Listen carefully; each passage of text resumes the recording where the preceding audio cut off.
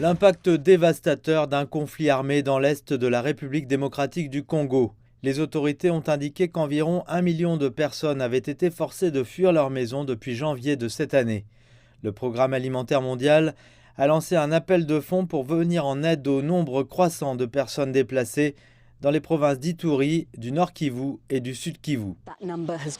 Ce chiffre est passé à 6,7 millions de personnes confrontées à la faim.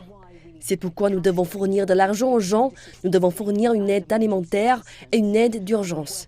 Et nous travaillons aussi dur que possible, mais nous avons besoin d'argent, nous avons besoin de ressources, nous avons besoin de 659 millions de dollars en 2023. Le gouvernement de la RDC se dit dépassé par la crise provoquée par le conflit armé, mais travaille à améliorer la situation. Nous, comme gouvernement, dans notre stratégie, il y a évidemment une réponse humanitaire qui n'est pas suffisante par rapport à l'ampleur de besoins. C'est pour ça qu'il est toujours bien de continuer la collaboration avec les partenaires internationaux.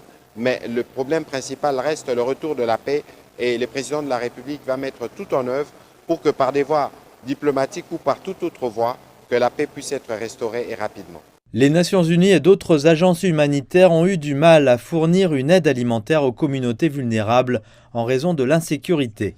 L'Est de la RDC compte 120 groupes armés qui se disputent les terres, les rivalités ethniques et le contrôle des minerais. Le groupe rebelle M23 est l'un des plus meurtriers d'entre eux. Il a provoqué des déplacements massifs l'année dernière après s'être emparé de pans entiers de territoire dans les régions orientales. Un cessez-le-feu négocié par les dirigeants de la communauté d'Afrique de l'Est est toujours en vigueur, mais on craint une reprise des combats. Les dirigeants africains se sont également réunis à Luanda, capitale de l'Angola, et ont ordonné le retrait immédiat et inconditionnel de tous les groupes armés qui occupent des territoires dans l'est de la RDC. Ils ont également appelé à la mise en place de corridors humanitaires pour faciliter l'acheminement de la nourriture aux personnes déplacées. Mais leurs appels sont restés lettre morte et de nombreux Congolais continuent à souffrir.